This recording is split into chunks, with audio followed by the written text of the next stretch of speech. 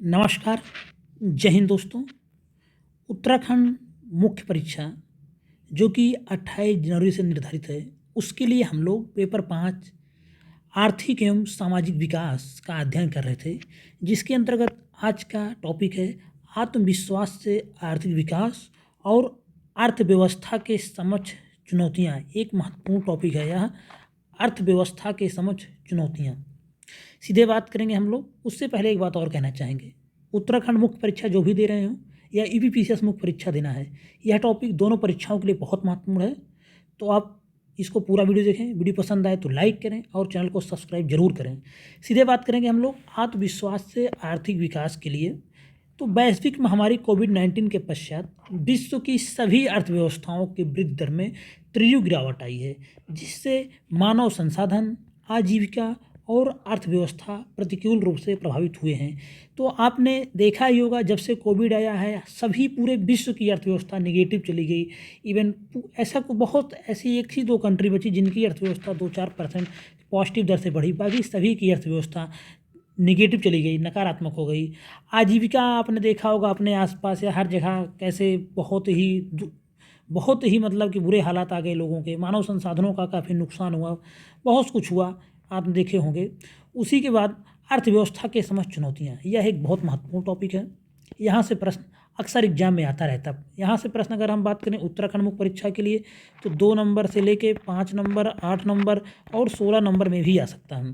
तो अर्थव्यवस्था के समक्ष कुछ प्रमुख चुनौतियों को देखते हैं हम। सबसे पहले सकल घरेलू उत्पाद। हाल ही में rating agency economic intelligence unit ने भारत के विकास पूर्वानुमान को संशोधित करके 6% से 2.1% कर दिया। एक कोविड-19 के जस्ट कुछ दिनों के बाद की रिपोर्ट है।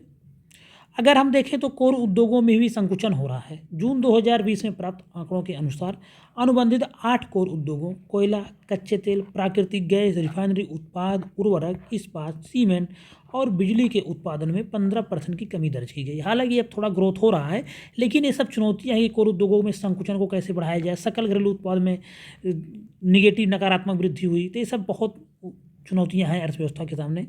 2 महत्वपूर्ण हैं, सकल घरेलू उत्पाद और कोर उद्योगों में संकुचन, ये 2 महत्वपूर्ण चुनौतियाँ हैं। उसके बाद तीसरी है गरीबी और बेरोजगारी में वृद्धि।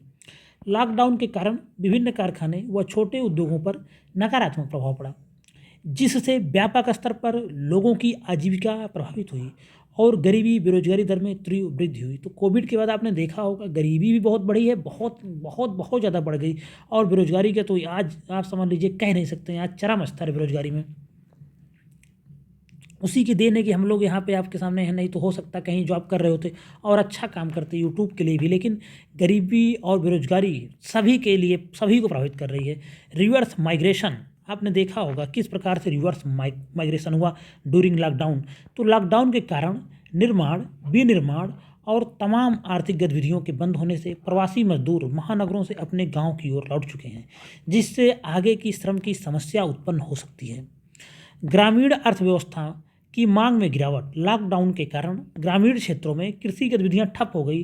परिणाम स्वरूप कृषकों की आय समाप्त हो गई। कृषकों की आय समाप्त होने से ग्रामीण अर्थव्यवस्था में उत्पन्न होने वाली मांग तेजी से घट रही है। तो यह सब कुछ महत्वपूर्ण समस्याएं रहीं, जैसे कि ग्रामीण अर्थव्यवस्था की मांग में गिरावट, रिवर्स माइग्रेशन, गरीबी और बेरोजगारी में वृद्धि, कोर उद्योगों में संकुचन, सकल घरेलू उत्पाद, यह सब अर्थव्यवस्था के समक्ष बहुत बहुत बहुत बड़ी समस्याएं हैं, बहुत बड़ी चुनौतियां हैं अर्थव्यवस्था के सामने। तो यह 5 आप लिख देंगे, बहुत महत्वपूर्ण है। इसके बाद हम लोग बात करेंगे समस्या समाधान के क्या विकल्प हो सकते हैं, ऑप्शंस ऑफ प्रॉब्लम सॉल्विंग। तो क्या इन सब समस्याओं के समाधान के लिए क्या विकल्प हैं, देखते हैं कुछ महत्वपूर्ण पॉइंट इसमें। भारत को कुछ ऐसे तात्कालिक नीतिगत उपायों को अपनाने की आवश्यकता है जो न केवल महामारी को रोकने और जीवन को बचाने की दिशा में कार्य करे, बल्कि समाज में सबसे कमजोर व्यक्ति को आर्थिक संकट से बचाने और आर्थिक विकास तथा वित्तीय स्थिरता बनाए रखने में भी सहायक हो। तो कुछ ऐसे स्टेप्स उठाए गए हैं और सरकार ने काफ़ी काम किया इस मुद्दे पे। बेहतर स्वास्थ्य अवसंरचना के लिए भी सरकार को इस समय का सदुपयोग करना चाहिए। जो भी लॉकडाउन का समय आया उसके बाद का समय, अब सरकार को चाहिए कि स्वास्थ्य अवसंरचना जिस प्रकार से डमाडोल हुई थी कोविड समय आपने देखा होगा, तो उसको बहुत ज़्यादा इम्प्रूव करने की ज़रूरत है। उसके बाद हम बात करेंगे रिवर्स माइग्रेशन के प्रभाव को सीमित करने के लिए पिछड़े राज्यों में जो पिछड़े राज्य हैं उत्तर प्रदेश, बिहार, झारखंड, पिछड़े राज्यों में छोटे और मध्यम उद्योगों जैसे कुटीर उद्योग, हथकरघा उद्योग, हस्तशिल्प उद्योग, खाद्य प्रसंस्करण और कृषि कार्यों को प्रारंभ करने की दिशा में कार्य करना चाहिए।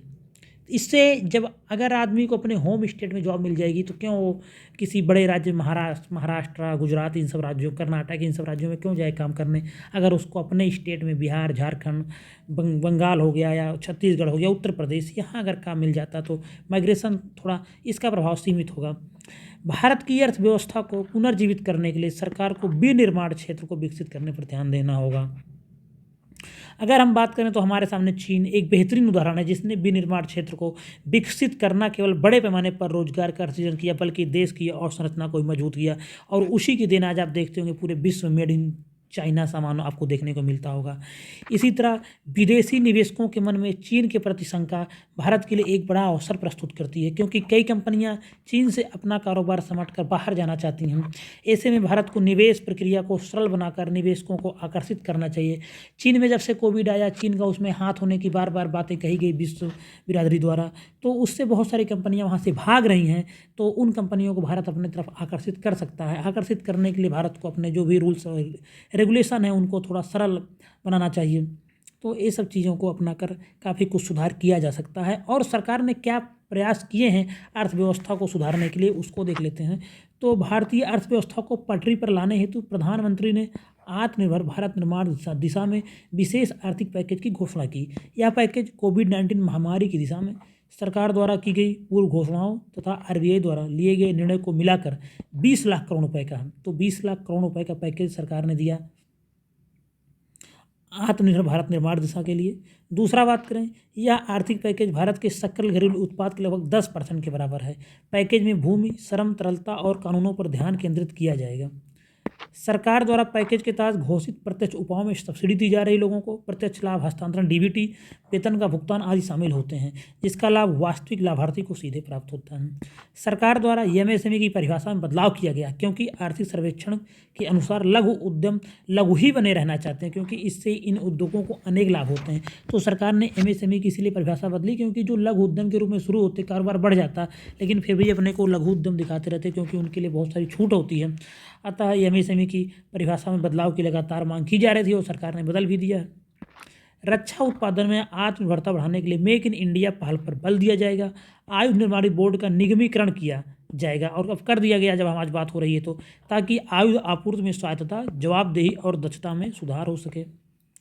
सामाजिक अवसंरचना क्षेत्र में निजी निवेश को बढ़ाने के लिए व्यवहार्यता अंतराल अनुदान योजना को प्रयुक्त किया जाएगा।